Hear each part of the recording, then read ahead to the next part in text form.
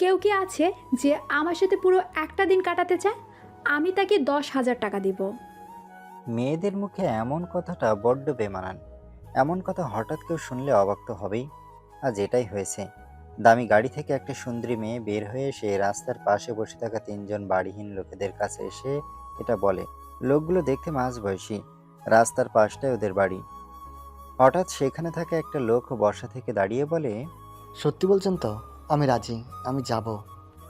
আরেকজন হাত উঁচু করে বলে, না না, মোড়ে নেন, মই যাবো আপনার লগে। এটা শুনে প্রথমে কথা বলা লোকটা রেগে অন্য লোকটার চুল ধরে। আমি আগে বলেছি, তাই আমি আগে যাব। এভাবে এক পর্যায়ে ওই দুইজন লোকের মধ্যে তর্কাতর্কি শুরু হয়ে যায়। মেয়েটা তখন সেখানে থাকা অন্যজনের দিকে তাকায়, দেখে লোকটার মাথা ভর্তি বড় বড় চুল, কেমন লাল হয়ে গেছে, মুখের ভেতরে লম্বা দাড়ি, পরনে জোড়া তালি দেওয়া জামা কাপড়। সে চুপচাপ বসে সুই সুতো দিয়ে নিজের একটা জামা সেলাই করছে। ওকে এভাবে চুপ থাকতে দেখে মেয়েটা একটু অবাক হয়, চোখে থাকা চশমাটা খুলে লোকটাকে বলে, আই যে, তুমি চুপ করে বসে আছো যে? তোমার কি টাকা চাই না? সামনে থাকা লোকটা নিজের কাজ করতে করতে মাথা নাড়িয়ে বলে। না, চাই না। এটা শুনে মেয়েটা একটু অবাক হয়। মানে সত্যি তোমার এই টাকা চাই না? ছেলেটা একরাশ বিরক্তি নিয়ে মেয়েটার দিকে তাকায়। দেখেন, আমি আপনাদের মতো ধনী লোকদের পছন্দ করি না, তাই আপনার সাথে কথা বলার কোনো ইচ্ছে আমার নেই। ছেলেটার মুখে এমন কথা শুনে ওর সাথে থাকা দুইজন অনেকটা অবাক হয়। সামান্য একজন রাস্তার ভিখারির এমন আচরণ দেখে মেয়েটা বেশ অবাক হয়। ও বলে, ওকে, ঠিক আছে, এতে তোমার নিজেরই লস হচ্ছে। আচ্ছা, যাই হোক, নিজের দাম বলো। আমাকে ছাড়ুন, আর আমার বন্ধুদের মধ্যে যে কোনো একজনকে সাথে নিয়ে যান। তোমাকে আমার সাথে নিয়ে যেতে হলে কি করতে হবে সেটা বলো। মেয়েটা চোখ ছোট ছোট করে ছেলেটার দিকে তাকিয়ে আছে। ছেলেটা হেসে বলে, 30,000, পুরো 30,000 টাকা দিলে আমি যাব। মেয়েটা ছেলেটার দিকে তাকিয়ে হাসতে থাকে। ব্যাগ থেকে আরো 20,000 টাকা বের করে মোট 30,000 টাকা ছেলেটার সামনে ধরে। ছেলেটা একটু অবাক হয়ে বলে, হুম, আপনি কি আমার সাথে মজা করছেন? তাতে তোমার কি? আর আমাকে দেখে কি মনে হচ্ছে আমি মজা করছি? এখন চুপচাপ আমার সাথে চলো। মেয়েটার এমন কথায় ছেলেটা অবাক হয়।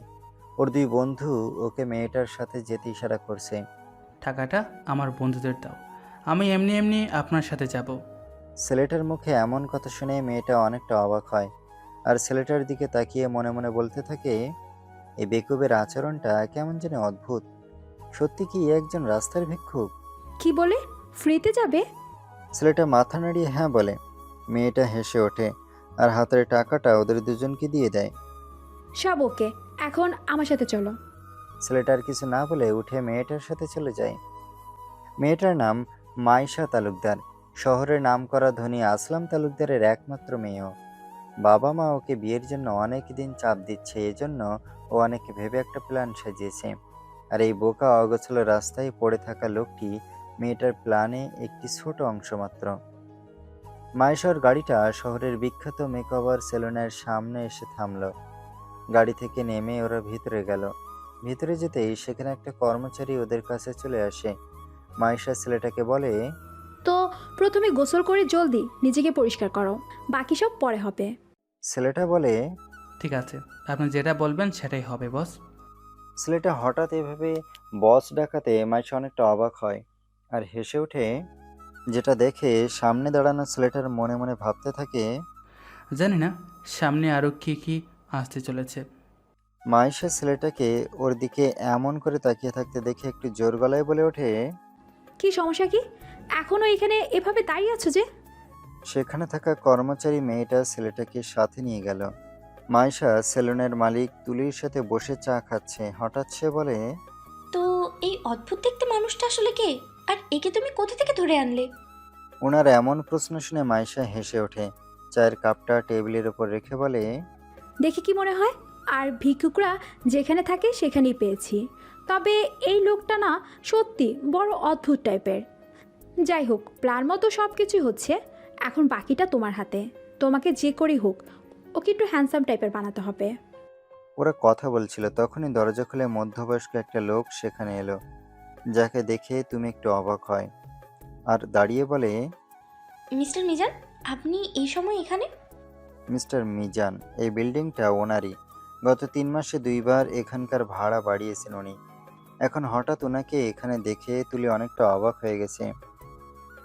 মিজান একটু হেসে বলে, আজ একজন আমার সাথে দেখা করতে এসেছিল, বলে এই দোকানটা নাকি তার খুব পছন্দ হয়েছে, সে ভাড়া নিতে চায়। এটা অনেক টাকার অফার দিয়েছে আমাকে। এটা বলে আপনি আমাকে কি বোঝাতে চাচ্ছেন? মিজান বলে, হয় ভাড়া বেশি দাও, না হলে অন্য জায়গা দেখো। তখনই বাথরুম থেকে সেই ছেলেটা বেরিয়ে আসে আর বলে, কি মিজান সাহেব, এখনো আগের মতোই আছেন দেখছি। ছেলেটার কণ্ঠ শুনতেই মিজানের মুখের ভাব বদলে গেল। ঢোক গেলে অনেকটা ভয়ে ভয়ে পেছনে ছেলেটার দিকেই তাকালো, আর ছেলেটার চেহারার দিকে চোখ পড়তেই যেন ভয়ে আঁতকে উঠল। মুখ দিয়ে ছোট করে বেরিয়ে এলো, আকাশ ভাই। মিজানকে এভাবে ভয় পেয়ে চোখ মোটা মোটা করে আকাশ নামে ছেলেটার দিকে তাকিয়ে থাকতে দেখে মাইশার তুলে অনেকটা অবাক হয়। মিজান কাঁপা কাঁপা গলায় বলে, আকাশ ভাই, আপনি বেঁচে আছেন? আকাশ নামের ছেলেটা একটু মুচকি হেসে বলে, কেন, দেখে কি ভূত মনে হচ্ছে? ও না, না ভাই, কি যে বলেন। আকাশ হাসি থামিয়ে সিরিয়াস হয়ে মিজানের দিকে তাকায় আর বলে, মিস্টার মিজান সাহেব, আপনি নিশ্চয়ই চান না যে আপনার সম্পর্কের সকল গোপন কথা আপনার স্ত্রী জানতে পারুক। যদি সেটা না চান তাহলে ইনাকে এভাবে ব্ল্যাকমেল করাটা বন্ধ করুন। মিজান এটা শুনে কি বলবে খুঁজে পাচ্ছে না, ভয়ে ভয়ে বলে, না না ভাই, মানে আসলে আমি তো জাস্ট মজা করছিলাম। কি তুলে বলো, মজা করছিলাম তাই না? ভাড়া ওটাই থাকবে যেটা আমরা আগে ঠিক করেছিলাম। এটা মজা ছিল, তাই কিছু মনে করো না। আচ্ছা আমি যাই, অনেক জরুরি একটা কাজ আছে আমার। মিজান জলদি জলদি সেখান থেকে চলে গেল। মাইশা এখনো হা হয়ে তাকিয়েছে আকাশের দিকে। সামান্য একটা ভিখারি এত বড় একজন মানুষকে কি করে চিনল? তাছাড়া ওকে দেখে এতটা ভয় কেন পাচ্ছিল? কেন জানি অনেক প্রশ্ন এসে ভিড় জমিয়েছে মাইশার মনে। ও অনেকটা অবাক হয়ে বলে, তুমি ওকে চিনো কি করে? আকাশ একটু হেসে বলে, অতীতে এদের মতো অনেক লোকদের সাথে পরিচয় ছিল। আকাশের এমন কথা শুনে মাইশা আবারও অবাক হয়। ও কিছু বলতে যাবে তখন পাশ থেকে তুলি বলে, যাই হোক, অনেক ধন্যবাদ তোমাকে। আজ তুমি আমার জন্য যেটা করলে সেটা... আচ্ছা, এসব বাদ দিন, এখন বলুন প্ল্যান মতো এখন আমাকে কি করতে হবে? তুলি আকাশের দিকে তাকায়। এখন তোমার লুকটা না চেঞ্জ করতে হবে। তুলি ওকে একটা রুমে যেতে বলে। আকাশ সেখানেই যাচ্ছে। মাইশা অনেকটা অবাক হয়ে আকাশের দিকে তাকিয়ে আছে। কি রহস্য লুকাচ্ছ তুমি মিস্টার আকাশ? পিছন থেকে তুলি বলে ওঠে, সাবধান, মেয়েরা কিন্তু এমন রহস্য ঘেরা ছেলেদের একটু বেশি পছন্দ করে। মাইশা নাক সিটকে বলে, পছন্দ তাও ওকে? কি যে বলো না। তুলি হাসতে হাসতে সেখান থেকে চলে যায়। মাইশা গিয়ে সামনের চেয়ারে বসে মনে মনে বলতে থাকে, তুমি কি লুকাচ্ছ মিস্টার আকাশ? আর মিজান তোমাকে কিভাবে চিনে? তুমি এমন একটা রহস্য হয়ে গেছো যেটা সম্পর্কে আমি জানতে চাই। কিছু সময় পর মাইশা ফোনে রেগে কার সাথে কথা বলছে। আমি তোমার সাথে কখনো দেখা করতে চাই না, বলছি না দেখা করতে চাই না। তাই আমাকে এভাবে যখন তখন কল করাটা বন্ধ করো। বলে ফোনটা কেটে দেয় ও। তখনই পেছন থেকে আকাশ বলে ওঠে, এভাবে রেগে কার সাথে কথা বলছেন? মাইশা পিছনে ঘুরে বলে, কারোর সাথে। ব্যাস এটুকু বলেই মাইশা চুপ হয়ে যায়। সামনে দাঁড়িয়ে থাকা আকাশের দিকে হা হয়ে তাকিয়েছে ও। মাথার চুলগুলো ছোট করে স্টাইল করা, মুখের ভেতর লম্বা দাড়িটাও নেই। এ যেন অন্য কেউ দাঁড়িয়ে আছে ওর সামনে। বেশ সুন্দর লাগছে দেখতে। তুলি সেখানে এসে বলে, কার হাতের কাজ দেখতে হবে না? আচ্ছা মিস্টার আকাশ, এর আগে আমি তোমাকে কি কখনো দেখেছি? মানে কেন জানি চেনা চেনা লাগছে তোমাকে। আকাশ বলে, হয়তো রাস্তার পাশে বসে থাকতে দেখেছেন। মাইশা আকাশের কাছে কয়েকটা জামা কাপড় দিয়ে বলে সেটা পরে নিতে। কিছু সময় পর আকাশ স্যুট কোট বড় লোকেরা যেমন জামা কাপড় পরে তেমন হয়ে মাইশার কাছে এসে দাঁড়ালো। একটা কথা বলি, মানে দেখেন, আপনি তো ধনী পরিবারের মেয়ে, তো কি এমন প্রয়োজন পড়লো যে আমার মতো একজন রাস্তার মানুষকে ভাড়া করলেন? মাইশা বলে, আমার মা বাবা ওরা সব সময় বলে কোনো ধনী লোকের সাথে বন্ধুত্ব করতে, তার সাথে বিয়ে করতে। সে লোকটা যেমনই হোক না কেন, ব্যাস তার টাকা থাকলেই চলবে। যেভাবে বলে মনে হয় টাকা ছাড়া তাদের কাছে সব কিছুই যেন মূল্যহীন। বর্তমান যুগটাই তো এমন, সবাই টাকা দেখলে সম্পর্ক তৈরি করে। টাকা থাকলে আপনি মহান, আর না থাকলে আপনি রাস্তার কুকুরের থেকেও নিকৃষ্ট। আচ্ছা, তাহলে কি আপনি টাকাওয়ালার স্বামী চান না? তার কত টাকা আছে তাতে আমার কিচ্ছু যায় আসে না। আমি শুধু সত্যিকারের ভালোবাসা চাই, একটা ভালো মনের মানুষ চাই, এমন কাউকে যে একান্ত আমার হবে আর আমাকে ঘিরে তার পৃথিবী। আমি চাই আমার মম ড্যাড এটা বুঝুক যে কার কত টাকা আছে তাতে কিচ্ছু যায় আসে না, মানুষটা কেমন সেইটাই জরুরি। ওনারা যখন একজন ধনী আর একজন রাস্তার মানুষের মধ্যে কোনো পার্থক্য খুঁজে পাবে না, তখন হয়তো আমার এই কথাটা ওরা বুঝতে পারবে। কিন্তু সত্যি বলতে তোমাকে দেখে মনে হয় না তুমি একজন রাস্তার পাশে থাকা মানুষ। তুমি তোমার নিজের আসল পরিচয় লুকাচ্ছ, তাই না? আকাশ মাইশার দিকে অবাক হয়ে কিছু সময় তাকায় আর টপিক চেঞ্জ করতে বলে। আচ্ছা, এবার আমাকে কি করতে হবে? মাইশা ওর হাতের ঘড়িটার দিকে তাকিয়ে বলে। আরে টাইম হয়ে গেছে, আমাদের এক্ষুনি বের হতে হবে। মাইশা নিজেই গাড়ি চালাচ্ছে আর আকাশ ওর পাশে বসে বাইরের দিকে তাকিয়েছে। দুজনই বেশ চুপচাপ। শহরের ব্যস্ত রাস্তা ধরে ওরা এগিয়ে চলছে। কিছু সময়ের মধ্যে ওরা একটা বড় রেস্টুরেন্টের সামনে এসে পৌঁছালো। গাড়ি থেকে বের হয়ে কয়েক পা যেতেই হঠাৎ একজন লোক এসে আকাশের হাত ধরে। হঠাৎ এমনটা হওয়াতে মাইশা একটু ভয় পেয়ে যায় আর রেগে লোকটার দিকে তাকিয়ে বলে। আই, কে আপনি? এসবের মানে কি? সিকিউরিটি? মাইশা জোরে সিকিউরিটিদের ডাকতে থাকে। তখনই আকাশ মাইশাকে চুপ করিয়ে দিয়ে বলে। উনি আমার পরিচিত, আপনি ভিতরে যান, আমি একটু কথা বলে আসছি। মাইশা একটু ভেবে লোকটার দিকে তাকালো আর সেখান থেকে চলে গেল। রেস্টুরেন্টের ভেতরে আসলাম তালুকদার তার স্ত্রী সহ আরো একটা ছেলে বসে মাইশার জন্য অপেক্ষা করছে। মাইশা সেখানে এসে ওই ছেলেকে দেখতে পেয়ে অনেকটা অবাক হয়ে যায় আর রেগে বলে। মম, ড্যাড, এখানে কি করছে? সবাই মাইশার দিকে তাকায়। আসলাম তালুকদার তার মেয়েকে দেখতে পেয়ে বলে। এখন তোমার আসার সময় হলো? আমরা সেই কখন থেকে তোমার জন্য অপেক্ষা করছি। মাইশা একটু জোরে বলে ওঠে। আমি জানতে এসেছি এখানে কি করছে। সেখানে ওর বাবা মায়ের সাথে বসে থাকা ছেলেটির দিকে ইশারা করে মাইশা এটা বলে। ছেলেটার নাম মিলন, বড়লোক বাবার ছেলে। দেশের বিভিন্ন জায়গাতে এদের বড় বড় হোটেল আছে। তাছাড়া ওর বাবা আর আসলাম শিকদার অনেক ভালো বন্ধু। খুব করে চাইতো এই বন্ধুত্বের সম্পর্ককে আরও গভীর করতে। এজন্য ওরা সিদ্ধান্ত নেয় নিজের ছেলে মেয়েদের মধ্যে বিয়ে দেওয়ার। মিলন দেখতে শুনতে বেশ ভালোই, আর বাবা মায়ের চাপে ও বিয়েতে হ্যাঁ বলে দেয়। কিন্তু এর কিছুদিন পরে মাইশা একদিন মিলনকে অন্য মেয়ের সাথে হাতে নাতে ধরে ফেলে। মিলন বর্ষা থেকে উঠে দাঁড়ায় আর মাইশার দিকে তাকিয়ে বলে। মাইশা, মানুষ মাত্রই ভুল করে। আমি সব কিছু আবার নতুন করে শুরু করতে চাই। আমি আবারও তোমার কাছে মানুষ হতে চাই, তোমার সাথে বন্ধুত্ব করতে চাই, তোমার সাথে তোমার পাশে থাকতে চাই। মাইশা বলে। কখনো কি শুনেছ কুকুরের লেজ সোজা হয়? তোমার চরিত্র খারাপ ছিল, এখনও আছে আর ভবিষ্যতও থাকবে। মাইশার মা লাইবা বেগম মাইশার দিকে চোখ মোটা মোটা করে বলে। মাইশা, ভদ্রভাবে কথা বলো, এটা পাবলিক প্লেস, সবাই আমাদের দেখছে। মিলন রেগে মাইশার দিকে এগিয়ে যায় আর বলে। তুমি আমার সাথে এভাবে কথা বলতে পারো না। আমি তোমাকে একটা লাস্ট সুযোগ দিচ্ছি। মিলন মাইশার কানের কাছে গিয়ে বলে। তো যদি তুমি আজ আমাকে রিজেক্ট করো, তাহলে আমি তোমার বাবার কোম্পানি এমন অবস্থা করব যে তোমাদের পথে বসা ছাড়া আর কোনো পথ খোলা থাকবে না। তুমি কি চাও তোমার জন্য তোমার পরিবার পথে বসুক? হ্যাঁ ডিয়ার। তখনই সেখানে আকাশ চলে আসে আর মিলনকে ধরে মাইশার থেকে দূরে সরিয়ে দেয়। মিলন অনেকটা রেগে আকাশের দিকে তাকিয়ে কিছু বলতে যায়, কিন্তু ওর মুখ থেকে কথা বের হয় না। অনেকটা ভয় পেয়ে ও আকাশের দিকে তাকিয়েছে। মাইশার মা বাবাও অনেকটা অবাক হয়ে এদিকে তাকিয়েছে। মিলন কাঁপা কাঁপা গলায় বলে। আপনি এখানে?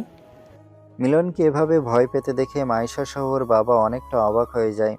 আকাশের কয়েক পায়ে গিয়ে মিলনের কাঁধে হাত রাখতেই ও ভয়ে কেঁপে ওঠে। কেন?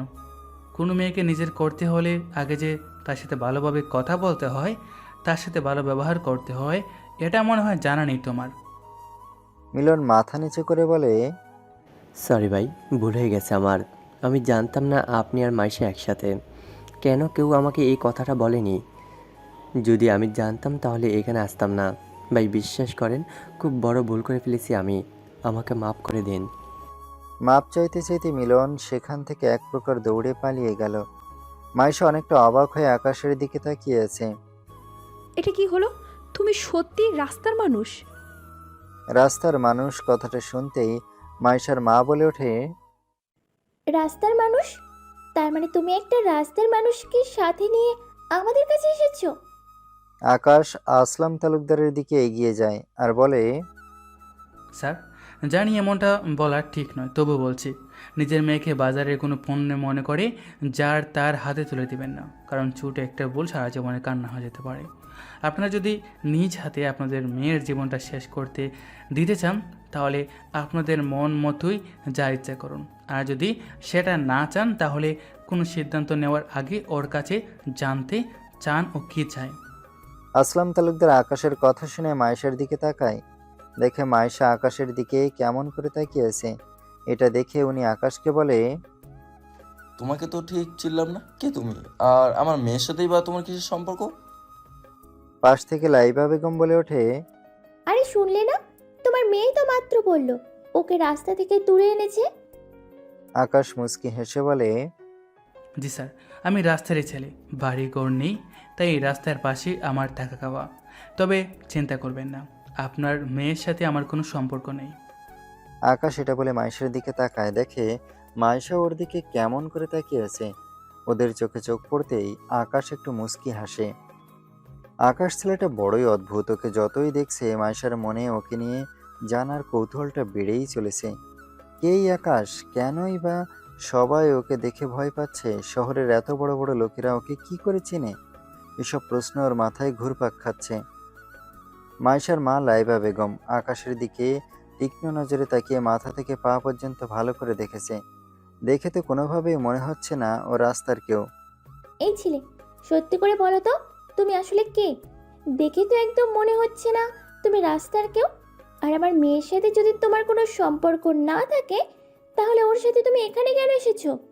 লাইবা বেগম আকাশের দিকে প্রশ্নটা ছুড়ে মেরে ছোট ছোট করে তাকিয়ে আছে। আকাশ মুচকি হেসে মাইশার দিকে তাকিয়ে বলে, এখানে আমার কাজ শেষ মনে হচ্ছে, তাহলে এখন আমি আসি। ভালো থাকবেন বস। এটা বলে আকাশ সেখান থেকে চলে যেতে থাকে। এটা দেখে মাইশা বলে, আরে আরে, কোথায় চলে যাচ্ছ? আকাশের পেছন পেছন মাইশাও ছুটে সেখান থেকে বেরিয়ে গেল। আসলাম শিকদার আর লাইবা বেগম একে অপরের দিকে তাকিয়ে আছে।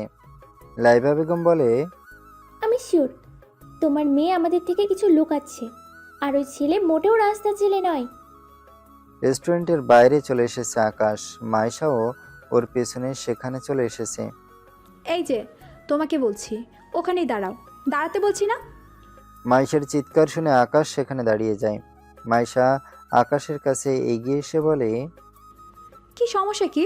তোমাকে আমি পুরো একদিনের জন্য ভাড়া করেছি, এখনও হাতে অনেক সময় বাকি আছে। আকাশ মাইশার দিকে তাকায়। আমাকে এখনই এখান থেকে যেতে হবে, তা না হলে আপনি সহ ওখানে সবাই বড় একটা ঝামেলায় পড়ে যাবে। তাই প্লিজ আমাকে আটকায়েন না। এটা বলতেই আকাশ সেখান থেকে চলে গেল। মাইশা ওর যাওয়ার দিকে তাকিয়ে আছে। আকাশের এভাবে চলে যাওয়াতে কেন জানি ওর মনটা খারাপ হয়ে গেছে। বাইরে কিছু সময় দাঁড়িয়ে যখনই ভেতরে যাবে তখনই দেখে রেস্টুরেন্টের বাইরে একে একে কয়েকটা বড় বড় গাড়ি এসে দাঁড়ায়। গাড়ি থেকে নেমে সবাই একটা গাড়ির দিকে দৌড়ে এসে সেটার দরজা খুলে দেয়। আর সেখান থেকে বেরিয়ে আসে মধ্যবয়সী একজন লোক। স্যুট কোট টাই পরা দেখে মনে হচ্ছে সোজা কোনো বড় অফিস থেকে এখানেই এসেছে। মাইশা লোকটাকে দেখতেই চিনে যায়। এটা কুইন গ্রুপের নতুন চেয়ারম্যান, নাম লিটন চৌধুরী। সবাই একসাথে ভিতরে চলে গেল। ওদের পেছন পেছন মাইশাও ভিতরে আসে। লিটন চৌধুরীকে এখানে দেখে সবাই অনেকটা অবাক হয়। এত বড় বিজনেসম্যান এখানে আসার কারণটা জানতে সবাই উৎসুক হয়ে আছে। লিটন চৌধুরী আসলাম শিকদারের সামনে এসে দাঁড়ালেন। আসলাম শিকদার লিটন চৌধুরীকে এখানে দেখে অনেকটা অবাক, কারণ গত কয়েক মাস ধরে উনি ওনার সাথে একটা মিটিং করার জন্য অনেক চেষ্টা করেছে। লিটন বলে, আপনি আসলাম তালুকদার? আসলাম তালুকদার মাথা নাড়িয়ে হ্যাঁ বলে। লিটন আশেপাশে তাকিয়ে বলে, কোথায় আপনার মেয়ে, কোথায়? আসলাম তালুকদার অনেকটা অবাক হয়ে বলে, আমার মেয়ে? আপনি ওকে খুঁজছেন কেন? যেটা শুনতে চেয়েছি সেটা বলুন, আপনার মেয়ে কোথায়? তখনই মাইশা কিছুটা দূর থেকে বলে ওঠে, এই যে আমি এখানে। রেস্টুরেন্টে আসা সকল লোক অনেকটা অবাক হয়ে তাকিয়ে আছে। লিটন ইশারা করতেই ওর সাথে আসা লোকেরা রেস্টুরেন্টে খেতে আসা সবাইকে বের করে একে একে বের করে দিতে থাকে। কিছু সময়ের মধ্যে পুরো রেস্টুরেন্টটা ফাঁকা হয়ে গেল। লিটনের সামনে মাইশা, ওর বাবা আর মা দাঁড়িয়ে আছে। লিটন ওর ফোন থেকে একটা ছবি বের করে মাইশার সামনে ধরে আর বলে, আজকে পুরো দিন তুমি কি এর সাথেই ছিলে? মাইশা লিটনের ফোনের দিকে তাকায় আর ছবিটা দেখতেই ওর চোখ বড় বড় হয়ে যায়, কারণ ফোনের স্ক্রিনে আকাশের ছবি ভাসছে। এটা তো আকাশ। মাইশার মুখে আকাশের নাম শুনে লিটনের চেহারার রংটা হঠাৎ বদলে গেল। ফোনটা নিচু করে বলে, এর মানে ও সত্যি সত্যি বেঁচে আছে? লিটনের এমন অবস্থা দেখে মাইশা অনেকটা অবাক হয়। আপনি আকাশকে চিনেন? লিটন মাইশার কথার উত্তর না দিয়ে জোরে জোরে হাসতে থাকে, যেটা দেখে আসলাম তালুকদার আর লাইবা বেগম অনেকটা ভয় পেয়ে যায়। মাইশা বলে, আচ্ছা, আপনারা কি শুরু করলেন বলুন তো? যে ওকে দেখছে দেখেই ভয় পাচ্ছে। আসলে কে এই আকাশ? আর কেনই বা ওকে দেখে সবাই এইভাবে ভয় পাচ্ছে? কি কাহিনী আছে এর পেছনে? লিটন চৌধুরী মাইশার দিকে চোখ বড় বড় করে তাকায়, বলে, কাহিনী? কিছু কিছু কাহিনী দেখতে ভয় লাগে, কিছু কাহিনী শুনতে ভয় লাগে। আর এই যে কাহিনী মনে পড়তেই ভয়ে কলিজা কেঁপে ওঠে। কুইন গ্রুপের একমাত্র কিং, একমাত্র উত্তরাধিকারী ও। এটা শুনতেই মাইশা সহ ওর বাবা মায়ের মুখ হাঁ হয়ে যায়। 4 বছর আগে চারিদিকে ঘুটঘুটে অন্ধকার, জোরে বাতাস বইছে। বাতাসগুলো বড় কোনো ঝড়ের আভাস দিয়ে যাচ্ছে। আকাশে কিছু সময় পর পর বিদ্যুৎ চমকাচ্ছে। গলির মোড়ে ল্যাম্পপোস্টের নিচে কয়েকজন লোক একটা মেয়েকে ঘিরে দাঁড়িয়ে আছে। মেয়েটার হাতে অনেকগুলো বাজার। দেখেই বোঝা যাচ্ছে মেয়েটা গরিব ঘরের। সারাদিন হয়তো কাজ করার পরে পরিবারের জন্য বাজার করে নিয়ে যাচ্ছে। ওকে ঘিরে ধরা লোকদের মধ্যে একজন ওকে বলে, থাকিস তো বস্তিতে, বস্তি থেকে নিজেকে বড়লোক ভাবা শুরু করে দিয়েছিস, হ্যাঁ? আমার বন্ধু তোকে ভালোভাবে মনের কথাটা বলেছে, আর তুই কিনা ওকে মানা করে দিলি। মেয়েটা বলে, আমাকে যেতে দাও, আমার দেরি হয়ে যাচ্ছে। এটা শুনে আরেকজন লোক ওকে বলে, দেখ, আমি তোকে ভালোবাসি, তাই ভালোভাবে এখনো তোর সাথে কথা বলছি। মেয়েটা সবার দিকে তাকিয়ে বলে, এটাই বুঝি তোমাদের ভালোভাবে কথা বলা? একটা মেয়েকে এভাবে আটকে রেখে বলছো ভালোভাবে কথা বলা? এটা বলে মেয়েটা সেখান থেকে যেতে চাইলে লোকটা ওর হাত ধরে ফেলে। এতে মেয়েটা ভয়ে ওর হাতের ব্যাগটা ছেড়ে দেয়, ফলে সকল তরকারি নিচে মাটিতে পড়ে যায়। তখনই পেছন থেকে কেউ একজন এসে লোকটার কাঁধে হাত রাখে আর বলে, এত রাতে একটা মেয়ের সাথে তোমরা এখানে কি করছো? লোকটা ঘুরে পেছনে তাকায়। লোকটার কাঁধে হাত রেখে দাঁড়িয়ে আছে আকাশ। চুলগুলো বড্ড অগোছালো, সাধারণ একটা গেঞ্জি আর প্যান্ট পরা। লোকটা রেগে আকাশের দিকে তাকিয়ে বলে, কে রে তুই? আর যেটা করি তাতে তোর কি? লোকটার কথা শুনে আকাশ মেয়েটার দিকে তাকায়। মেয়েটা দেয়ালে পিঠ লাগিয়ে কান্না করছে। তখনই আকাশের সামনে থাকা লোকটা একটা ছুরি বের করে আর বলে, তুই কি নিজেকে কোনো হিরো ভাবিস? ভাবলেও আজকের পর থেকে কিছুই ভাবতে পারবি না। বলে আকাশের উপর ছুরি চালিয়ে দেয়, যেটা দেখে আকাশের ঠোঁটের কোণায় এক অদ্ভুত হাসি ভেসে ওঠে। মেয়েটা ভয়ে চোখ বড় বড় করে সামনের দিকে তাকিয়ে আছে। এমন কিছুই ও আগে কখনো দেখেনি। একজন লোক 5 জন লোককে এতটা নির্মমভাবে কি করে মারতে পারে? লোকগুলো মাটিতে অর্ধমৃত অবস্থায় পড়ে আছে। আকাশ মেয়েটার দিকে কিছু সময় আর চোখে তাকিয়ে সেখান থেকে চলে যায়। কিছু সময় আগে চৌধুরী ভিলা, এ যেন কোনো এক রাজমহল। এখানে সব ধরনের সুবিধা হয়েছে। আকাশ সোফায় বসে পায়ের ওপর পা তুলে টিভি দেখছে। তখনই ওর বাবা রায়হান চৌধুরী সেখানে চলে আসে। ওনাকে দেখতে আকাশ মুচকি হেসে বসা থেকে উঠে দাঁড়ায়। উনি আকাশের কাছে এসে কিছু না বলেই কষে একটা চড় বসিয়ে দিল আকাশের গালে। আকাশ অনেকটা অবাক হয়ে গালে হাত দিয়ে ওর বাবার দিকে তাকিয়ে আছে। উনি বলে, দিন দিন অভদ্র হচ্ছ, তাই না?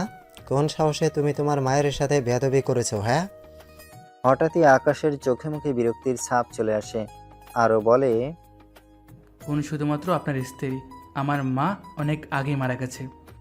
রায়হান সাহেব রেগে আবারও আকাশকে চড় মারতে গিয়েও থেমে যায়। তখনই সেখানে একটা মহিলা চলে আসে। মহিলাটার নাম জাহানারা বেগম, রায়হান সাহেবের দ্বিতীয় স্ত্রী। জাহানারা বেগম বলে, আরে কি করছেন আপনি? এত বড় ছেলের গায়ে কেউ কি হাত তুলে? আকাশ একটু তিক্ত চোখে জাহানারা বেগমের দিকে তাকায়। আকাশের বয়স তখন 8। তখন ওর মা মারা যায়। তার কিছুদিন পরই ওর বাবা ওর মায়ের বেস্ট ফ্রেন্ড জাহানারাকে বিয়ে করে। রায়হান আকাশের দিকে রেগে কিছু সময় তাকায়, রেগে সেখান থেকে চলে আসতে থাকে। জাহানারা বেগম আকাশের দিকে তাকায়, দেখে ও মাথা নিচু করে দাঁড়িয়ে জোরে জোরে নিঃশ্বাস ছাড়ছে। ও রেগে সোফাতে লাথি মেরে সেখান থেকে চলে যায়। ছোটবেলা থেকেই আকাশ জাহানারা বেগমকে একটুও পছন্দ করে না। ওর মায়ের মৃত্যুর সব থেকে দোষী জাহানারাকে মনে করে ও। ব্যাস, বাড়ি থেকে বের হয়ে কিছু দূর আসতে দেখে কয়েকজন লোক একটা মেয়েকে উত্ত্যক্ত করছে, আর বাবার উপর জমা সকল রাগ ওদের মেরে উসুল করে নিল। মুষলধারে বৃষ্টি হচ্ছে। আকাশ রাস্তার পাশে বৃষ্টির মধ্যে বসে আছে। আজ ওর জন্মদিন ছিল। তখন বাবাকে দেখে ভেবেছিল উনি ওকে উইশ করার জন্য এভাবে ছুটে আসছে। আকাশও ওনাকে দেখে খুব খুশি হয়েছিল, কিন্তু আকাশ ভুলে গেছিল সকল স্বপ্ন পূরণ হয় না। মা মারা যাওয়ার পর থেকে আকাশের একটু খোঁজ নেওয়ার লোকের ওই বাড়িতে বড্ড অভাব হয়ে গেছে। কি করছে, খেয়েছে কিনা সেটাও কেউ ডেকে জিজ্ঞাসা করে না। অনেকটা অবহেলার পাত্রের মতোই সেখানে পড়ে আছে ও। তখনই ওর থেকে কিছুটা সামনে একটা গাড়ি এসে থামলো, আর ছাতা মিলিয়ে একজন গাড়িটা থেকে নেমে আকাশের দিকেই এগিয়ে আসে। আকাশ মাথা উঁচু করে লোকটার দিকে তাকায়, দেখে ওর চাচাতো বড় ভাই লিটন এসে ওর মাথার উপর ছাতা ধরেছে। অনেক হয়েছে, এবার বাড়িতে ফিরে চল। আকাশ বলে, বাড়ি? সত্যি কি আমার কোনো বাড়ি আছে ভাইয়া? যেখানে নিজের কোনো মূল্য নেই, কোনো অধিকার নেই, সেটাকে আর যাই হোক বাড়ি বলা যায় না। লিটন আকাশের দিকে কিছু সময় তাকিয়ে থাকার পর ওর হাতটা ধরে টেনে তুলতেই আকাশ ওর হাতটা ছাড়িয়ে নেয় আর বলে, ভাইয়া প্লিজ আজকের দিনটা আমাকে একটু একা থাকতে দাও। এটুকু বলেই আকাশ লিটনের সামনে থেকে চলে গেল। লিটন আকাশের যাওয়ার দিকে তাকিয়ে আছে। পরের দিন সকালে অনেক সময় ধরে আকাশের কানের কাছে ওর ফোনটা বেজেই চলেছে। রাতে অনেক দেরি করে বাড়িতে ফিরছিল। ঘুম ঘুম চোখে ফোনটা খুঁজে কলটা রিসিভ করে কানের কাছে নিল। ওপাশ থেকে বলে, ভাই, একটা ঝামেলা হয়ে গেছে, আপনাকে এক্ষুনি আসতে হবে। আকাশ বলে, কিসের ঝামেলা? তখন আকাশ ফোনের ওপাশ থেকে এমন কিছু শুনে যেটা শুনতেই আকাশের ঘুমটা মুহূর্তের মধ্যে গায়েব হয়ে গেল। রায়হান চৌধুরী আর তার স্ত্রী জাহানারা বেগম একসাথে বসে নাস্তা করছিল। তখনই ওরা দেখে আকাশ অনেকটা তাড়াহুড়ো করে সিঁড়ি বেয়ে নিচে নামছে। আকাশকে দেখে ওর রায়হান চৌধুরী ওকে ডাক দেয়, কিন্তু ওদেরকে ইগনোর করে সেখান থেকে চলে আসে। রায়হান চৌধুরী দরজার দিকে তাকিয়ে আছে। তখন পাশ থেকে জাহানারা বেগম বলে, তাকিয়ে লাভ নেই, ও আর ফিরবে না। আকাশ একটা হসপিটালে চলে আসলো। ওর সব থেকে কাছের বন্ধু রনিকে গতকাল রাতে কয়েকজন মিলে অনেক মেরেছে। মারতে মারতে ওকে অজ্ঞান করে ফেলেছে। সকালে ফোন করে রিয়াদ নামের ছেলেটি ওকে এই খবরটাই দিয়েছে। কলেজ থেকে ওরা কয়েকজন মিলে একটা ছোট্ট গ্রুপ তৈরি করেছিল গরিব মানুষদের সাহায্য করার জন্য। সেই সুবাদে ওদের খারাপ মানুষের সাথে দুশ্মনী হয়ে যায়। রনি ছেলেটা অনেক ভালো, কখনো কারোর সাথে ঝগড়া করতো না। মোট কথা ও এসব ঝামেলাকে অনেক ভয় পেত। কিন্তু আজ বেডের উপর নাকে অক্সিজেন মাস্ক পরে শুয়ে আছে রনি, পুরো শরীরে ব্যান্ডেজ লাগানো। ডক্টর বলেছে ও আর কখনো দাঁড়াতে পারবে না, পা দুটো কেটে বাদ দিতে হবে। যেটা শুনতে আকাশের কলিজাটা কেঁপে ওঠে, আর হঠাৎই রাগটা যেন চট করে ওর মাথায় উঠে যায়। আর পাশে দাঁড়ানো রিয়াদকে বলে, এর এমন অবস্থা কে করেছে? সাকিবের লোকেরা শুনেছি। আকাশ আর সেখানে দাঁড়ালো না। রিয়াদের পুরো কথা না শুনে আকাশ সেখান থেকে চলে গেল। আকাশকে এভাবে রেগে চলে যেতে দেখে রিয়াদ পেছন থেকে ভাই ভাই বলে ডেকে ওঠে। সাকিব হচ্ছে এখানকার মেয়রের একমাত্র ছেলে। ড্রাগ কারবার, মেয়ে পাচার, মানুষ খুন, টাকার বিনিময়ে ও সব কিছুই করে থাকে।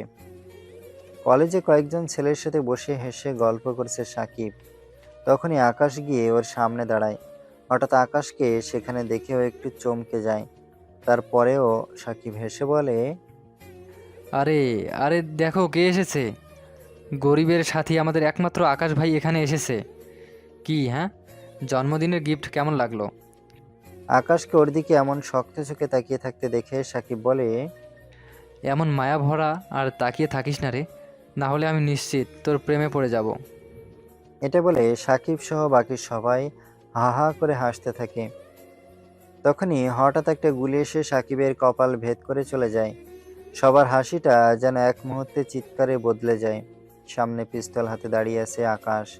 পিস্তল থেকে এখনো গরম ধোঁয়া বের হচ্ছে। সাকিব মাটিতে টলে পড়ে। পুরো কলেজে দৌড়োদৌড়ি হইচই লেগে গেছে।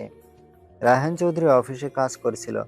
তখনই ওনার ফোনটা বেজে ওঠে। কলটা রিসিভ করতেই ওনার চোখ মুখ শক্ত হয়ে আসে। লিটন ভাইয়া গাড়ি চালাচ্ছিল। তখনই ফোনে একটা কথা শুনে অনেকটা অবাক হয়ে বলে, কি, তুমি এটা শিওর হয়ে বলছো তো? লিটন অনেকটা অবাক হয়ে গাড়িটা সাইডে রাখে আর ওর ফোনে আসে একটা ভিডিও প্লে করে। আকাশ কারাগারের এক কোণাতে মাথা নিচু করে বসে আছে, হাতে হাত কড়া পরানো ওর। প্রত্যেকটা টিভি চ্যানেলে, সোশ্যাল মিডিয়ার হট টপিক হলো এটা। তখন আকাশ সাকিবকে গুলি করেছে। কলেজ থেকে অনেকেই সেটা ভিডিও করে সোশ্যাল মিডিয়াতে ছেড়ে দিয়েছে। আকাশ বাইরে লিটনের চিৎকার শুনতে পাচ্ছে। খুনের আসামিদের সাথে কারোরই দেখা করার সুযোগ নেই, তাই উনিও দেখা করতে পারছে না। সেদিন দুপুরে এখানকার মেয়র আশরাফ আলী খান সেখানে আসে। চোখ মুখ লাল হয়ে আছে ওনার। বয়সটা 50 হবে। মুখের ভেতর বড় একটা গোঁফ ঝুলানো। উনি কারাগারের বাইরে দাঁড়িয়ে আকাশের দিকে তাকায় আর ভারী গলায় বলে, তোর বাপ দাদা 14 গোষ্ঠীকে বলে দিস যে করেই হোক তোকে যেন এখানে আটকে রাখে, না হলে খোদার কসম তুই যেদিনই বের হবি ওই দিনই তোর শেষ দিন হবে। আমি তোরা নিজ হাতে খুন করব। আশরাফের পাশে থাকা লোকটা ওনাকে শান্ত হতে বলে, বলে এটা পুলিশ স্টেশন, কোনো ঝামেলা না করতে। আকাশ মাথা তুলে আশরাফের দিকে তাকায়। আপনারা নেতা মানুষ, যেটা বলেন সেটা কখনো করতে পারেন না, তাই বাদ দিন, এসব আপনার দ্বারা হবে না। এটা শুনতেই আশরাফ আলী খান আরও রেগে যায়। প্রথমত নিজের ছেলের শোক, তার উপর এর এমন টিটকিরি, সব মিলিয়ে উনি ছটফট করতে থাকে। কুইন গ্রুপের একমাত্র উত্তরাধিকার এমন কাজ করাতে কোম্পানির শেয়ারের দাম হু হু করে কমতে থাকে। সব মিলিয়ে টেনশনে মাথা চেপে বসে আছে রায়হান চৌধুরী। কি করবে কিছুই বুঝতে পারছে না। সেই দুপুর থেকে লিটন কলের পর কল করেই যাচ্ছে ওনাকে, কিন্তু উনি ফোনটা রিসিভ করছে না। আগে তো কারো কথাই শুনতো না, সবাইকে অসম্মান করতো, আর আজকে তো কাউকে সোজা খুন করে দিল। আমার তো এখন বিশ্বাস করতে কষ্ট হচ্ছে ওটা আপনার ছেলে। রায়হান মাথা চেপে বসেছিল, কিন্তু জাহানারা বেগমের এমন কথাতে উনি বলে, ভালো কথা না বলতে পারলে চুপ করে থাকো। জাহানারা বেগম এতে রেগে যায় আর বলে, হ্যাঁ, এখন তো আর আমার কথা ভালো লাগবে না। আমার তো এখন এই বাড়িতেই থাকতে ভয় হয়, কখন না জানি নিজেই খুন হয়ে যায়। এটা বলতে বলতে উনি এখান থেকে চলে যায়। আজ আকাশকে কোর্টে চালান করে দেওয়া হয়েছে।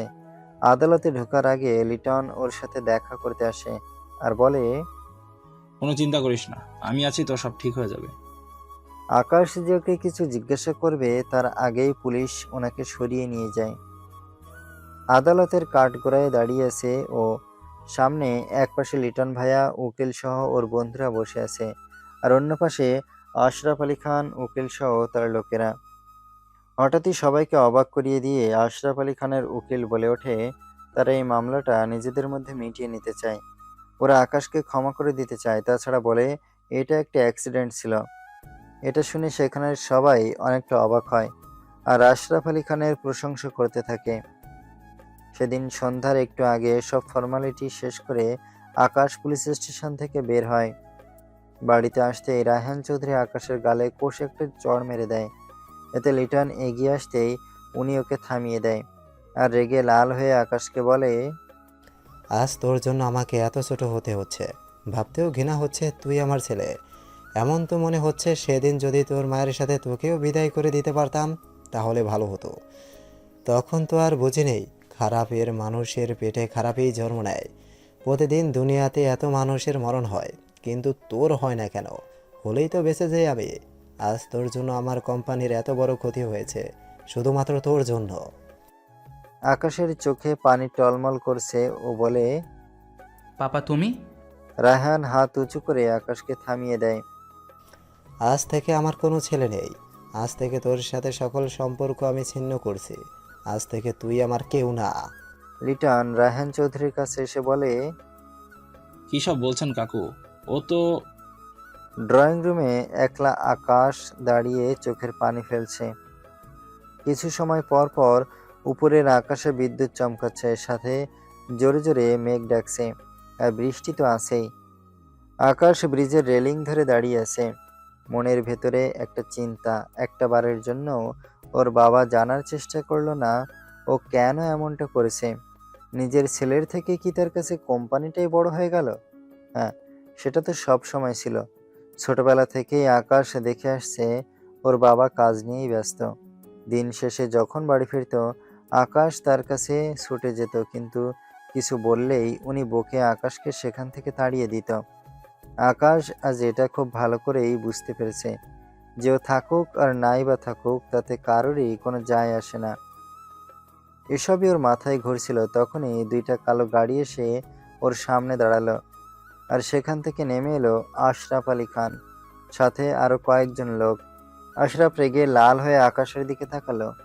আকাশ ওনার দিকে তাকায় আর শান্ত গলায় বলে, দেখুন, আমি এখন কোনো ঝামেলা করার মুডে নেই, তাই প্লিজ আমাকে ডিস্টার্ব করিয়েন না। আকাশ কথাটা শেষ করতেই একটা লোক একটা বড় কাঠ দিয়ে আকাশের মাথায় বাড়ি মেরে দেয়। এতে ওর মাথা ফেটে রক্ত বের হতে থাকে। লোকটা আবার আকাশকে মারতে যাবে, তার আগেই আকাশ ওই লোকটার গলায় একটা ঘুষি মেরে দেয়। এতেই লোকটা টলে মাটিতে পড়ে যায়। আশরাফ খানের লোকেরা আকাশের দিকে ধারালো অস্ত্র নিয়ে ছুটে যাচ্ছে। একে একে আকাশ ওদের সবাইকে মারতে থাকে। সেখানে থাকা বৃষ্টির সাদা পানি যেন লাল হয়ে গেছে। আকাশ সব লোকগুলোকে মারছিল, তখনই একটা গুলির শব্দ হয়, যেটা এসে আকাশের পায়ে লাগে। কিছুটা দূরে দাঁড়িয়ে থাকা আশরাফ উনিই গুলিটা করেছে। আকাশ পা ধরে বসে পড়তেই আশরাফের লোকেরা আকাশকে মারতে শুরু করে দেয়। মাটিতে রক্তাক্ত অবস্থায় পড়ে আছে আকাশ, সামান্য একটু নড়ার ক্ষমতা পাচ্ছেও না ও। আশরাফ আলী খান আকাশের দিকে এগিয়ে এসে ওর জামা ধরে ওকে দাঁড় করায় আর বলে, কি বলেছিলি তখন? নেতা মানুষেরা কথা দিয়ে কথা রাখে না। আজ তোকে আমি দেখাবো নেতা মানুষেরা কি করতে পারে। এটা বলেই উনি পিস্তলটা আকাশের মাথার দিকে তাক করে। যেই না গুলি করতে যাবে, তখনই আকাশ ওনাকে একটু জোরে ধাক্কা দেয়। এতে ও ব্রিজের রেলিং উপর দিয়ে নিচে নদীতে পড়ে যায়।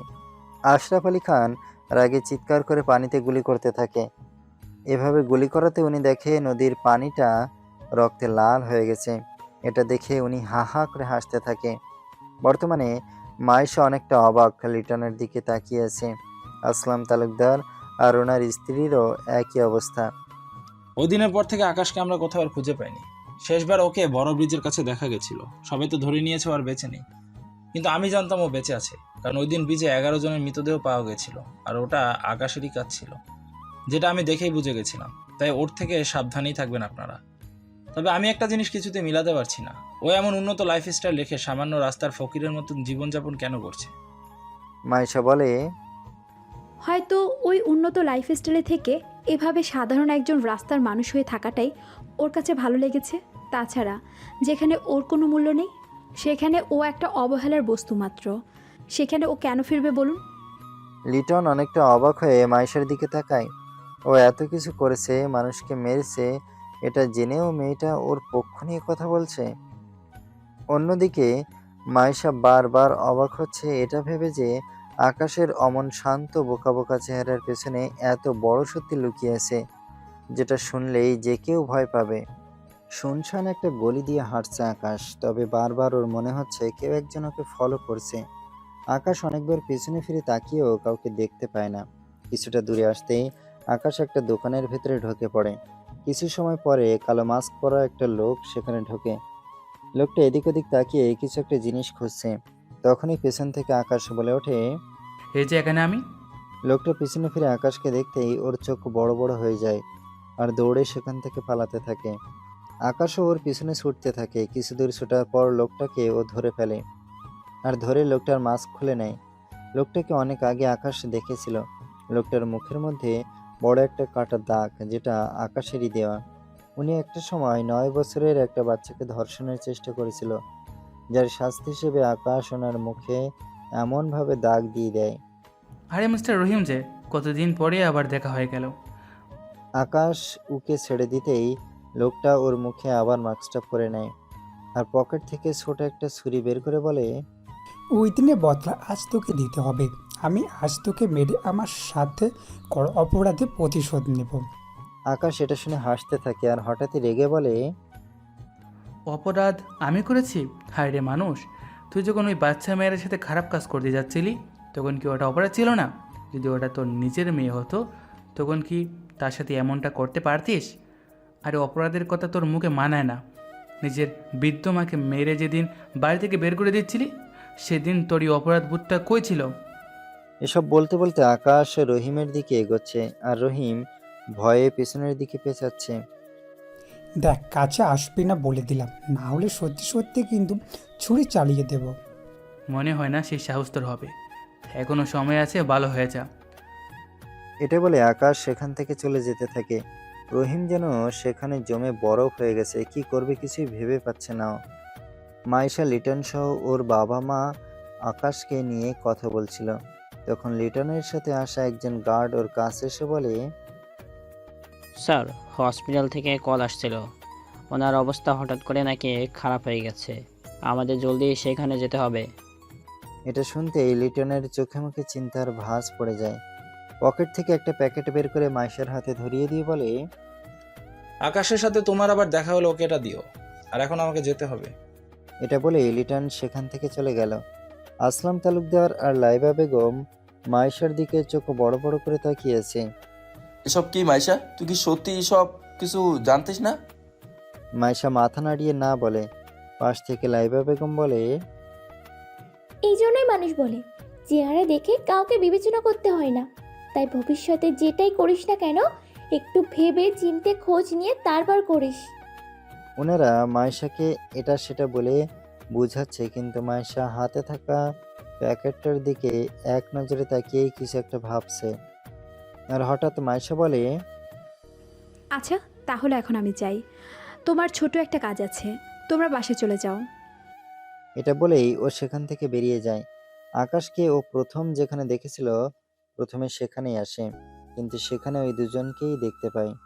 আকাশের কথা জিজ্ঞাসা করতেই ওর বলে ওঠে, আকাশটা আবার কে? মাইশা বলে, সকালে যাকে সাথে করে নিয়ে গেলাম।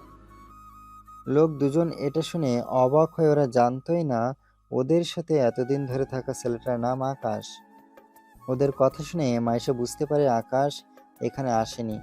ঘড়িতে টাইম প্রায় 11:30।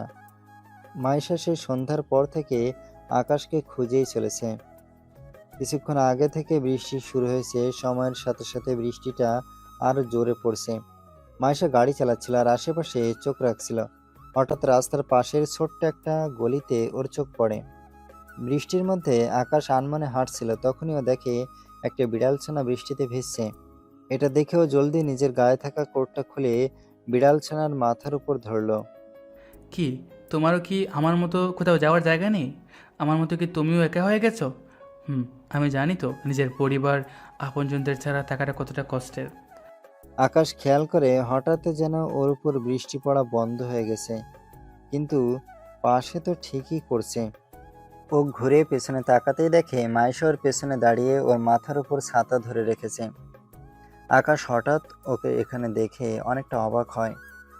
আরে আপনি এখানে আমাকে খুঁজে পেলেন কি করে?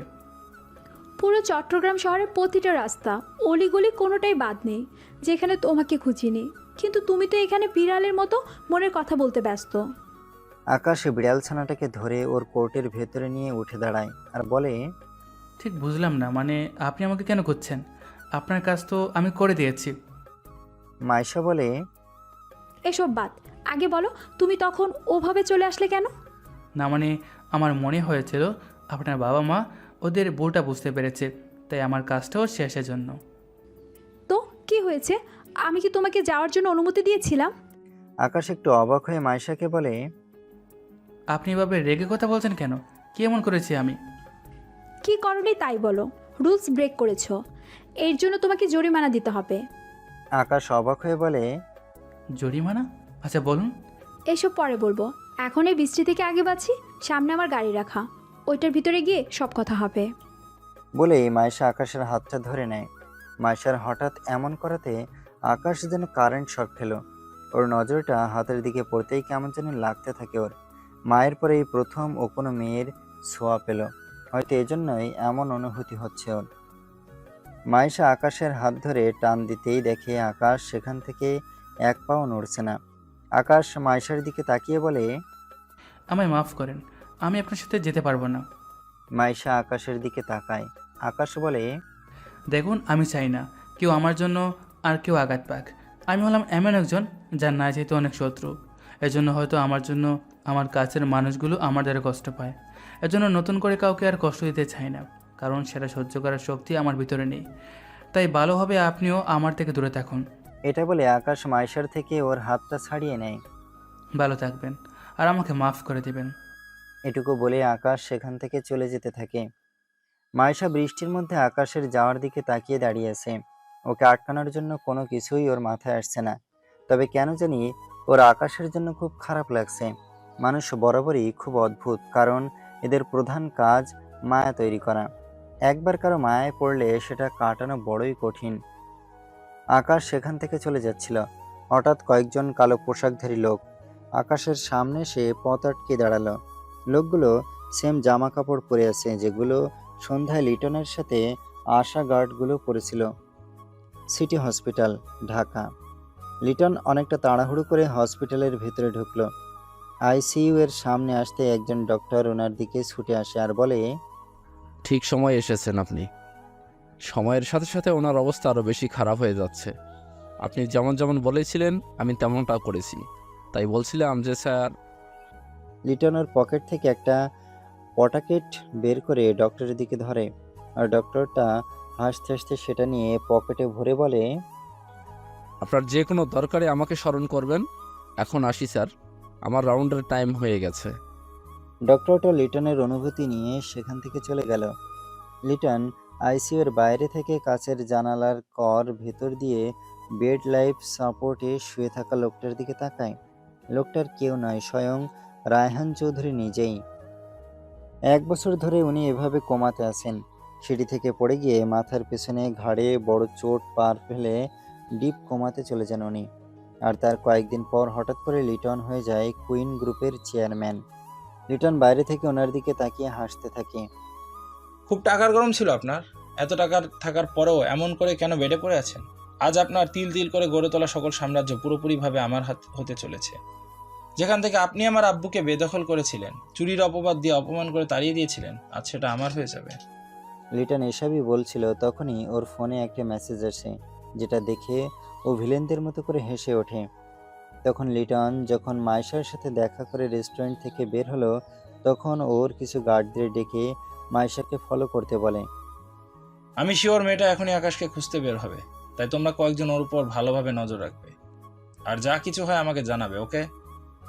আকাশের সামনে কয়েক লোক দাঁড়িয়ে আছে, বডিগার্ডদের মতো পোশাক পরে। ওরা আকাশকে বলে, মিস্টার আকাশ, আপনাকে আমাদের সাথে যেতে হবে। লোকদের মুখে আকাশ ওর নিজের নাম শুনে প্রথমে একটু অবাক হয়। কোথায় যেতে হবে? লিটন স্যার আমাদের পাঠিয়েছে আপনাকে নিয়ে যাওয়ার জন্য, তাই আপোষে চলুন, না হলে জোর করতে হবে আমাদের। লিটনের নামটা শুনতেই আকাশ যেন কয়েক সেকেন্ডের জন্য থমকে যায়। চোখের সামনে পুরনো কিছু স্মৃতি ভাসতে থাকে ওর। আকাশ বলে, আগে তো আমার পুরো জীবনটা নষ্ট করে দিয়েছে, নতুন করে আবার কি ক্ষতি করতে চাই ও? আকাশ নিজে নিজে এসব বলছিল, তখন দেখে গার্ডগুলো ওদের কাছে থাকা লাঠিটা বের করে 1 পা 2 পা করে আকাশের দিকে এগোচ্ছে। এটা দেখে আকাশ একটু মুচকি হেসে ওঠে। হাতে থাকা বিড়াল ছানাটাকে পাশে রেখে বলে, ছোটোবেলাতে স্কুলে পড়েছিলাম, পিপিলিকার পাখনা গজায় মরিবার ধরে, আজ সেটাই সত্যি মনে হচ্ছে। গার্ডগুলো আকাশকে গোল করে ঘিরে দাঁড়িয়ে আছে। অপেক্ষা কিসের? যেটা করার জন্য এসেছি সেটা শুরু করে দাও। আকাশের কথা শেষ হতেই একজনের হাতের লাঠিটা সজোরে আকাশের উপর চালিয়ে দেয়। আকাশ কিছুটা সরে গিয়ে ওর পেটে একটা ঘুষি মেরে দেয়। এতেই ও পেট ধরে সেখানে বসে পড়ে চিৎকার করতে থাকে। এটা দেখে বাকি গার্ডরা একটু ভয় পেয়ে যায়।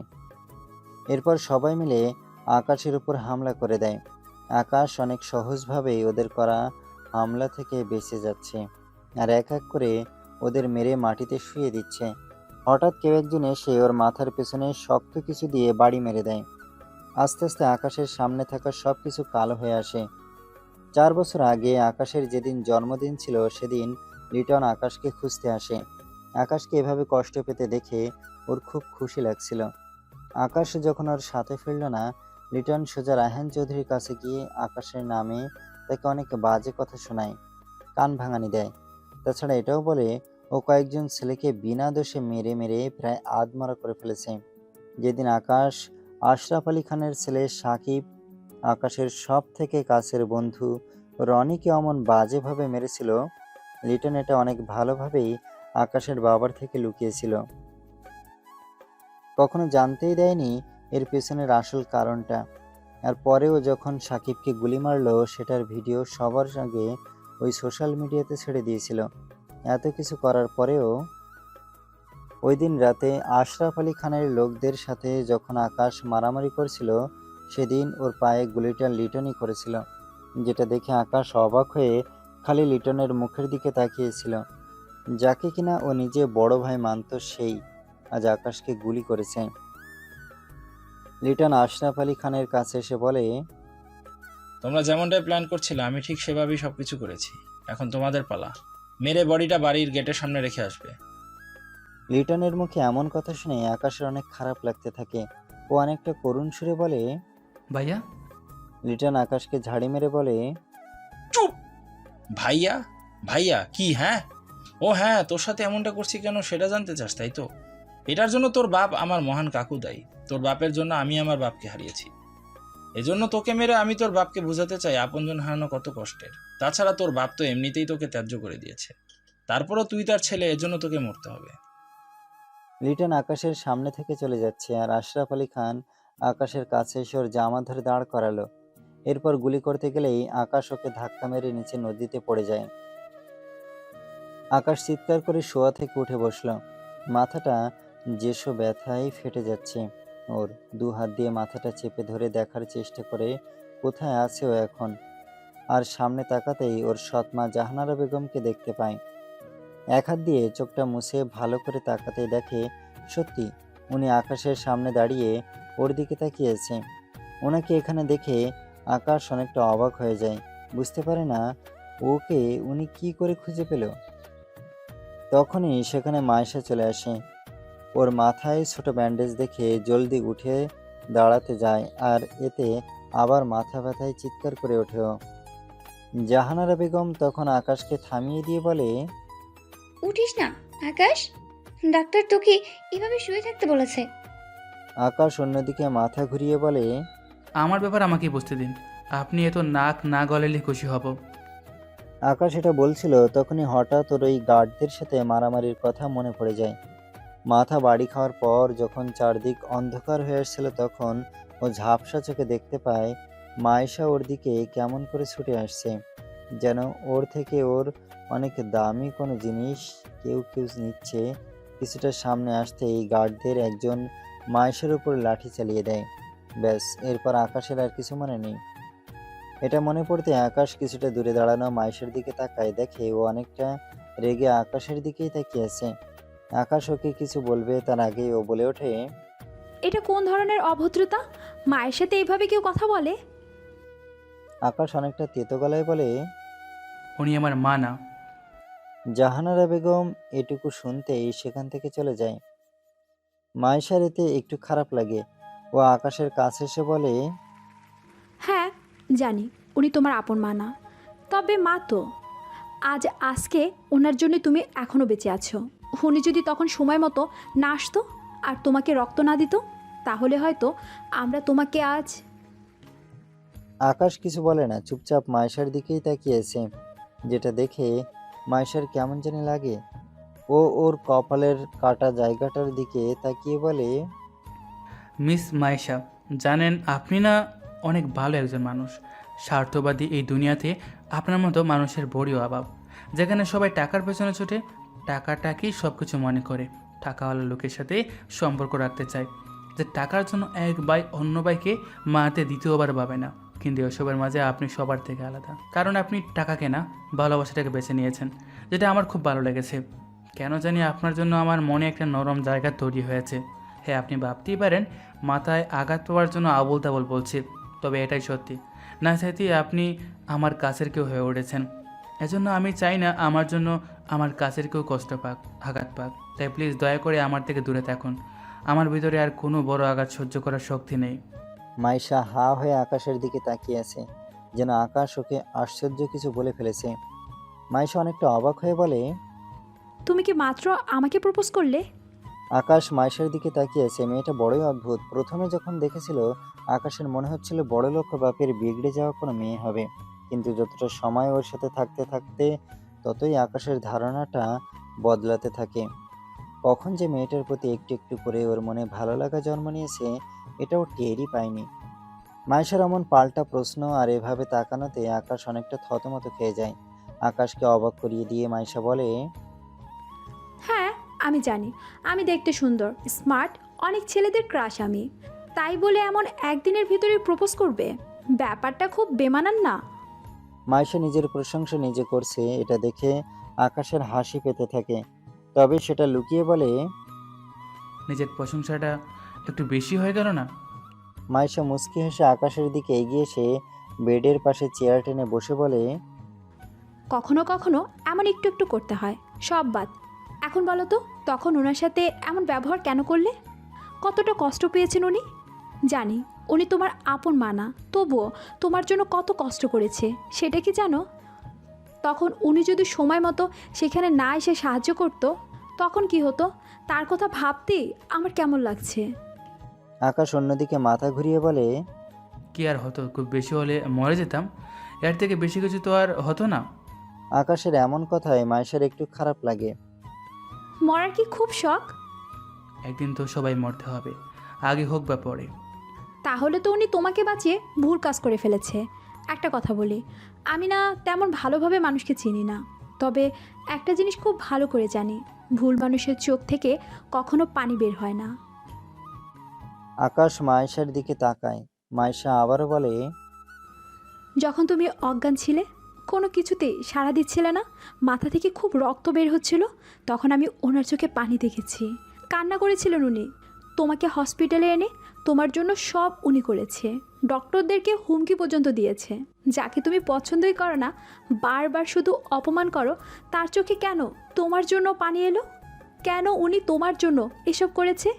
এইটাই মা, সন্তানের প্রতি মায়ের ভালোবাসা। কিছু সময় পরে জাহানারা বেগম আকাশের রুমে আসে। আকাশ অন্যদিকে মাথা ঘুরিয়ে শুয়ে আছে। আকাশ, কেমন আছিস এখন? মাথার ব্যথাটা কি কমেছে? আকাশ ওভাবে অন্যদিকে মুখ করেই বলে, কেন করছেন এসব? এসব করে কি প্রমাণ করতে চান আপনি? জাহানারা বেগম নরম সুরে বলে, আমি জানি আমি কতটা খারাপ, স্বার্থপর একজন মানুষ। নিজের কথা ছাড়া আর কারো কথাই ভাবতাম না। যেদিন তোর মৃত্যুর খবরটা শুনতে পেলাম, মনে মনে আমি খুশি হয়েছিলাম। তবে যতদিন যেতে থাকে আমি আমার নিজের ভুলটা ততটা বুঝতে পারি কতটা নিকৃষ্ট ছিলাম আমি। মা মরা একটা ছেলের সাথে কতটা বাজে আচরণ করেছি আমি। প্রত্যেক মানুষেরই ভুল করে, আমিও করেছি। তবে সবার থেকে আমার ভুলটা আলাদা। জানি না এই ভুলের জন্য কোনো ক্ষমা আছে কিনা, তবে পারলে আমাকে তুই একটু মাফ করে দেওয়ার চেষ্টা করিস। আকাশ জাহানারা বেগমের দিকে তাকায়, দেখে উনি কান্না করতে করতে এসব বলছে। তখনই হঠাৎ সেখানে মায়েশা চলে আসে আর বলে, নিজের ভুল বুঝতে পেরে ক্ষমা চাইলে আল্লাহ মাফ করে দেন, সেখানে তুমি তো সামান্য মানুষ। আকাশ একটা দীর্ঘশ্বাস ফেলে জাহানারা বেগমের দিকে তাকায়। লিটন রাগে ওর ফোনটা আছাড় মেরে দেয়। মাত্রই খবর পেয়েছে ওর লোকেরা আকাশকে মারতে আবারও ফেল করেছে। রাগে ক্ষোভে মাথাটা যেন ফেটে যাচ্ছে ওর। ওকে এমন করতে দেখে একজন ওর দিকে ছুটে আসে আর ভয়ে ভয়ে বলে, বস, রায়হান স্যার। লিটন জলদি পা চালিয়ে হসপিটালের করিডোরে হাঁটছে। চোখে মুখে চিন্তার ভাবটা স্পষ্ট ফুটে উঠেছে ওর। নিজের রাজত্ব শেষে কিনা এভাবে হারাতে হবে ভাবতে রাগ হচ্ছে ওর। লিটনকে দেখে হসপিটালের ডক্টর দৌড়ে ওর দিকে এলো। লিটন গিয়ে সোজা হেড ডক্টরের কলার ধরে রেগে বলল, মাস গেলেই তো কারি কারি টাকা ঠিকই নিস আমার থেকে, সামান্য ছোট একটা কাজ দিয়েছিলাম তোদের, আজ সেটাও পারলি না। ডক্টর ভয়ে ভয়ে বলে, সরি স্যার, আমরা তো ওনাকে দেখেই রাখছিলাম, কিন্তু হঠাৎ কি করে হয়ে গেল বুঝতেই পারলাম না। লিটন ডক্টরের দিকে কিছু সময় রেগে তাকিয়ে থাকার পর সামনের দিকে তাকায় দেখে বেডের উপর কাউকে শুয়ে রাখা হয়েছে, মুখের উপর সাদা কাপড় দিয়ে ঢেকে। একজন ডক্টর গিয়ে শুয়ে থাকা লোকটার মুখের কাপড়টা উঁচু করলো। বডিটা রায়হান চৌধুরীর। লিটন বেডের দিকে এগিয়ে যায়। বেশ ভালোই চাল চেয়েছিস বুড়ো, নিজে মরে আমার সকল স্বপ্নকে মারার চেষ্টা করেছিস। সমস্যা নেই, আমি ওর শেষটা দেখে নেব। অন্যদিকে আকাশ অনেকটা অবাক হয়ে জাহানারা বেগমকে বলে, আব্বু ওখানে হসপিটালে পড়ে আছে, আর আপনি আমার এখানে কেন? জাহানারা বেগম চোখের পানি ছেড়ে দিয়ে বলে, কারণ আমি জানি না ওনারা কোথায়, কোন হাসপাতালে নিয়ে যাওয়া হয়েছে। আকাশ এটা শুনে বেশ অবাক হয়। কিসব আবোল তাবোল বলছেন? আপনি ওনার স্ত্রী, মানে লিগ্যাল গার্ডিয়ান। উনি কোথায় আছেন সেটা তো সবার আগে আপনি জানবেন। জাহানারা বেগম বলে, হ্যাঁ সত্যি, আমি কিছুই জানি না। ওরা আমাকে সত্যি জানতে দেয়নি। তোর বাবা যেদিন অসুস্থ হলো ঠিক সেদিন থেকেই লিটনের আচরণ বদলে যায়। আমাকে ঘর বন্দি করে রাখেও। তোর বাবাকেও কোথাও কেমনি জানি রেখেছে, কিছুই জানতে দেয়নি আমাকে। 2 দিন আগে সোশ্যাল মিডিয়ায় একটা মেকওভার সেলুনের পেজে তোকে দেখেছি আমি।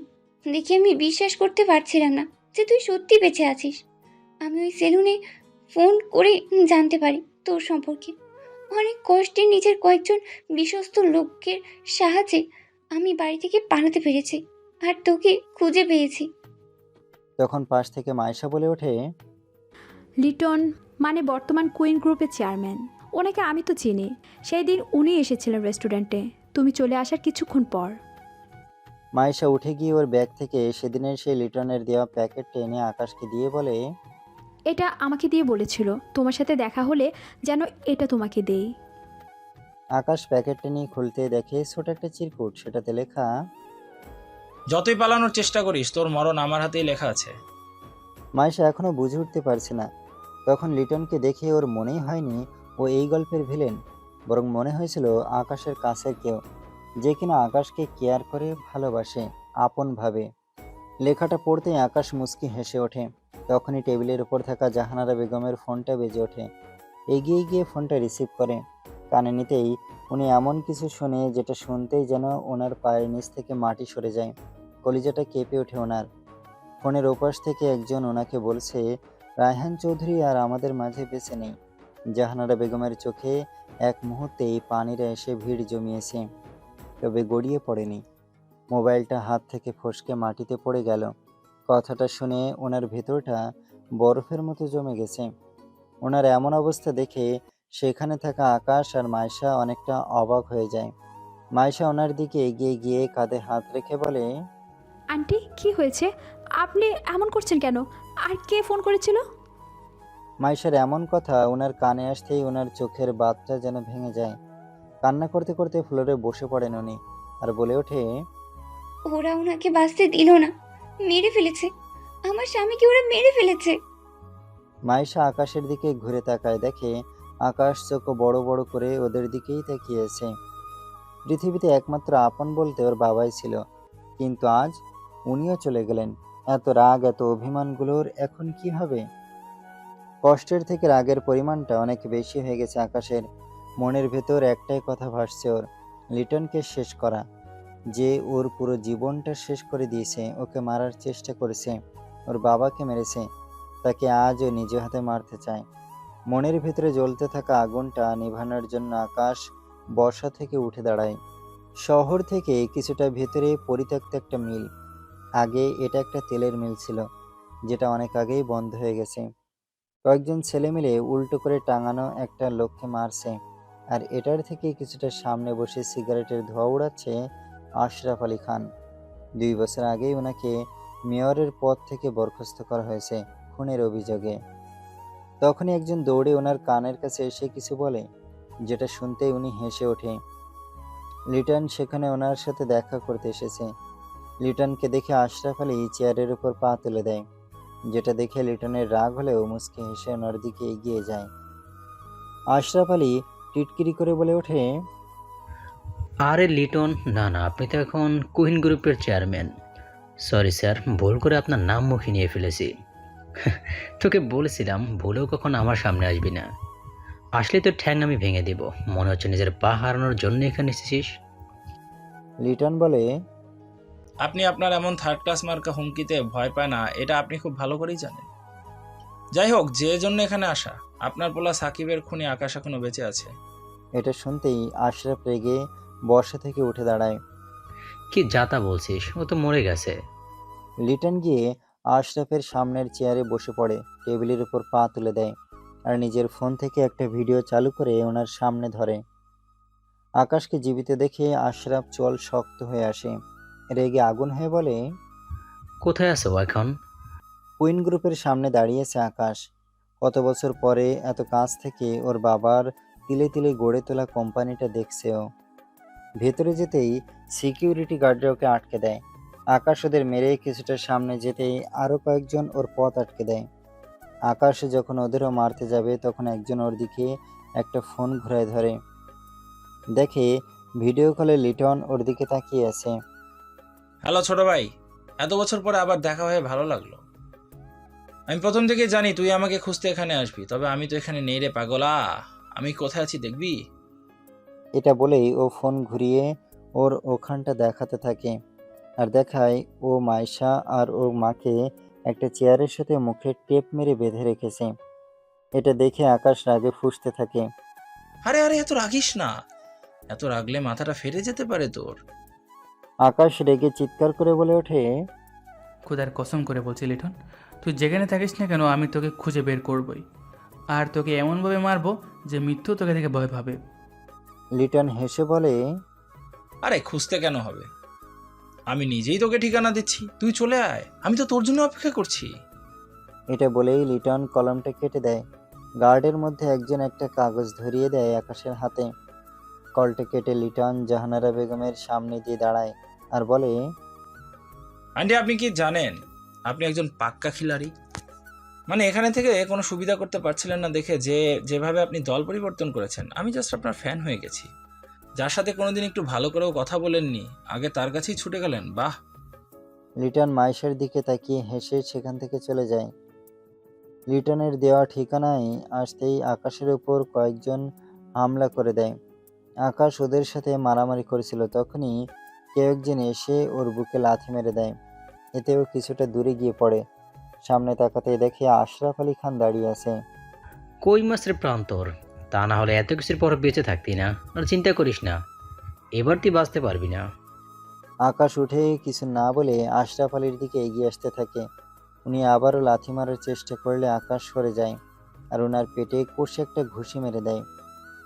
বাইরে থেকে মারামারির শব্দ শুনে লিটন ভেতরে বসে হাসতে থাকে আর ল্যাপটপে কোম্পানি অ্যাকাউন্ট থেকে অনেক বড় অঙ্কের টাকা নিজের পার্সোনাল অ্যাকাউন্টে ট্রান্সফার করতে থাকে। তখনই দরজা ভেঙে উড়ে এসে আশরাফ আলী লিটনের গায়ের উপর পড়ে। লিটন অনেকটা অবাক হয়ে পেছনে তাকায়, দেখে আকাশ ওর দিকেই হেঁটে আসছে। চোখ দিয়ে যেন আগুন বের হচ্ছে ওর। লিটন আকাশের দিকে তাকিয়ে হাসতে থাকে। যতটা ভেবেছিলাম তার থেকেও বেশি ক্ষমতা আছে দেখছি, ভাবতেও পারিনি এখান পর্যন্ত বেঁচে আসতে পারবি। আকাশ চেয়ারে বাঁধা মাইশা আর ওর মায়ের দিকে তাকায়। ওর ইশারায় কিছু একটা বলার চেষ্টা করছে। তখনই আকাশ সামনে তাকায় আর লিটন ঠিক তখনই একটা জোরদার ঘুষি মেরে দেয় আকাশের মুখে। যখন যেটা করবে শুধুমাত্র সেটার উপর মনোযোগ দিবে, না হলে কখনো জয়ী হতে পারবে না। আকাশ রেগে লিটনের দিকে তাকায়। ঠোঁট ফেটে রক্ত বের হচ্ছে ওর। বেশ অনেক সময় ধরে ওরা মারামারি করছে, দুজনেরই শরীর থেকে রক্ত ঝরছে। হঠাৎ আকাশ খেয়াল করে ওর পেটে ছুরি ঢুকানো আর সামনে থাকা লিটন হাসছে। All's fair in love and war, প্রেম ভালোবাসা এবং যুদ্ধে সবকিছুই করা জায়েজ। আকাশের এমন অবস্থা দেখে চেয়ারের সাথে বাঁধা ওরা দুজন ছটফট করতে থাকে। আকাশ অনেক কষ্টে ওর পেট থেকে ছুরিটা বের করে গায়ে থাকা শার্টটা খুলে সেখানে বেঁধে নেয় আর মুচকি হেসে লিটনের দিকে তাকায়, যেন এসবে ওর এবার মজা লাগতে শুরু করেছে। নতুন উদ্যম নিয়ে আকাশ লিটনের দিকে এগিয়ে যায়।